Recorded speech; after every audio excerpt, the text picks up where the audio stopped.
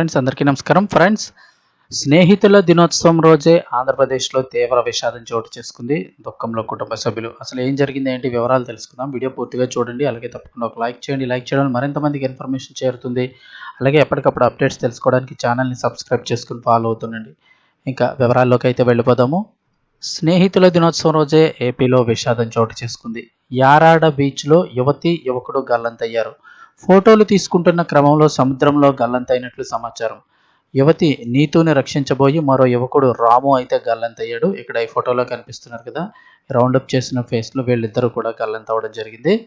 అప్పటికి అధికారులు హెచ్చరిస్తూ ఉంటారు, ఇలాంటి ప్రాంతాలకు వెళ్ళినప్పుడు అత్యంత జాగ్రత్తగా ఉండాలి, నదులు సముద్రాల వద్దకు వెళ్ళినప్పుడు అని.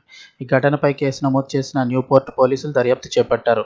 విశాఖకు వచ్చే పర్యాటకులు Yarada beach, RK beach, Tenneti park, Sagar Nagar, Rushikonda beach, IT hills, Bheemili beach ప్రాంతాలను ఎక్కువగా సందర్శిస్తూ ఉంటారు. ఇక్కడ తీరంలో పెద్ద పెద్ద రాళ్లు ఉండడంతో వాటిపై నిలుచొని సముద్రపు అందాలను వీక్షిస్తూ ఉంటారు. అయితే కొంతమంది సరదాగా స్నానాలు చేసేందుకు ఫోటోలు తీసుకోవడానికి దిగడంతో ఇలాంటి ప్రమాదాలు సంభవిస్తున్నాయి. అకస్మాత్తుగా వచ్చే అలలకు ఇలాంటి వారు బలైపోతున్నారు.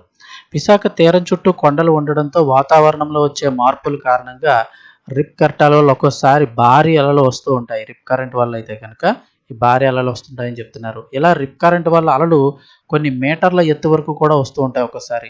ఆ సమయంలో తీరంలో ఉన్నవారు వాటికి గనక చిక్కితే క్షణాల్లోనే కొన్ని మీటర్ల లోపలికి వెళ్ళిపోతుంటారు.